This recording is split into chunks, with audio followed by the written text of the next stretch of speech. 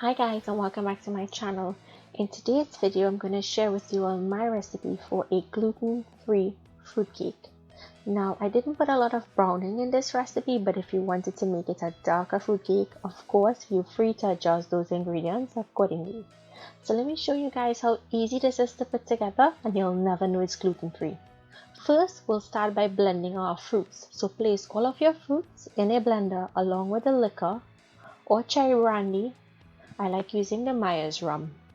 We're going to blend this to the consistency that you would like. I like it sort of a chunky consistency and not too fine. So blend it to how you would like it to be. Next, pour it out into a bowl. Now at this point, you can store this in your refrigerator until Christmas, or you can use it right away. This is just the perfect amount to make one 10-inch cake. Today, I'm going to be using it right away. So to start this, we're going to cream our butter. So I have 2 sticks of unsalted butter, which is equivalent to 1 Blue Band butter. We're going to cream that until it's nice and soft. And then I'm going to go in with brown sugar. I prefer using brown sugar here because the gluten-free flour does need a little more moisture, and the brown sugar reacts really well to give us that. So we want to cream both ingredients.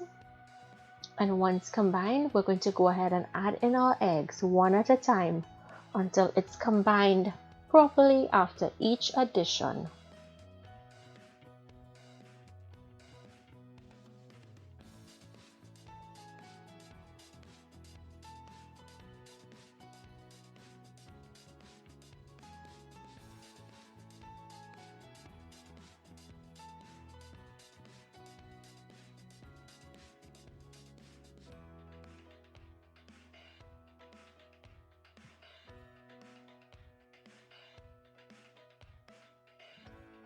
Once your eggs are combined, you're going to go in with your vanilla or your mixed essence. In goes some cinnamon powder, some freshly grated nutmeg, and I always prefer using fresh nutmeg. It does make a huge difference in taste. In goes some browning. And now we're going to mix those ingredients to bring it together. Now as you're mixing, you'll notice it's not a very dark brown, and that's the color that I'm going for my fruitcake. Now I'm going to add in my fruits, and I got 1.5 cups of fruits in total, and I'm going to mix that into my batter. You guys could put more fruits if you wanted to. I think 1.5 is just perfect, the perfect amount for this recipe. Now I'm going to go in with my gluten-free flour. So for every 3/4 cups of gluten-free flour, we're going to add 1/4 cup of almond flour, and I'm also adding in some Isabels pumpkin flour. I'll leave the link for Isabels in the description box so you can check them out. In goes my baking powder, and now I'm just going to mix those ingredients to combine. You don't want to over mix your batter. You just want it to come together, and once it comes together, you're going to stop. So mix it on a low speed.